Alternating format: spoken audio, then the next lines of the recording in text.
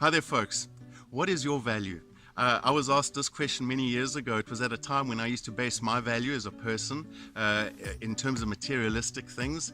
In other words, my value was based on the money in the bank, the career, the power. And the more I had of that, the more I felt of value to myself. And yeah, when that started to leave through the back door, I was kind of grasping at straws, trying to identify, who am I? What is my value all of a sudden?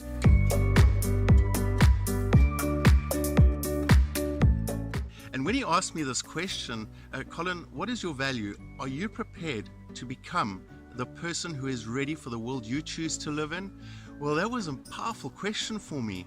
And when I reflected on it, I started to realize it's about becoming the person, not necessarily what you have, but what you become.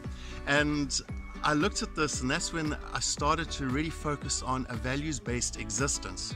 So why is it so important to have a values-based life, a values-based existence? Well, they do provide us, as we work with our values, we come up with our own code of ethics that we write for ourselves. These become our ethical rudder. They can guide us through the choppy seas, keep us on course wherever we want to be, wherever we want to grow to. And through this values-based existence, we also become very self-aware. I know for myself, if I steer off away from my values, there's something inside me that doesn't feel comfortable. In fact, I notice it after the fact.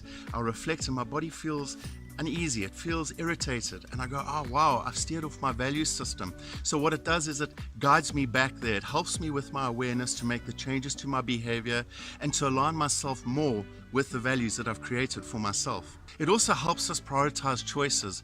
Sometimes we may be in a dilemma, and this could be because there are two values within us that are conflicting. I will share my own personal story on this one. I have two conflicting values. The one is freedom and the other one is security, but I prioritize freedom over security. So when I make a choice, I ask myself, does this help me become more free? And in so doing, I'm ready to accept the consequences because it may go against certain aspects of security.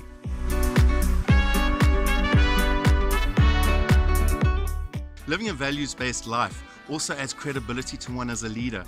Credibility, you become also more influential with those around you.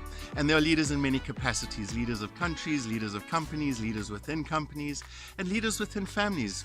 Parents, we are all leaders for our children. So living our values, we are going to influence those around us with our set of values. And maybe what we can do is make a big difference for those around us in a positive way. And I feel this is a vital part of leadership, is to live according to a healthy code of ethics.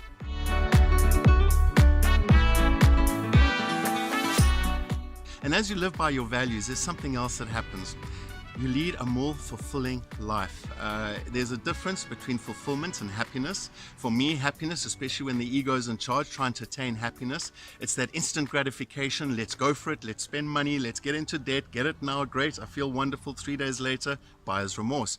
And this attainment of happiness through the ego, what happens is when you get it, you've got it now. Now you want more and you want more. And what happens is it's almost happiness lies beyond the cognitive horizon. So through a values-based system, what happens is as you start living by your values, you will start to feel a greater sense of fulfillment. And this fulfillment isn't instant gratification. It may take time to develop your values, understand what your values are, and start adjusting your behaviors towards your values. But as you do, you feel this great sense of fulfillment which lingers way longer than just that moment of happiness.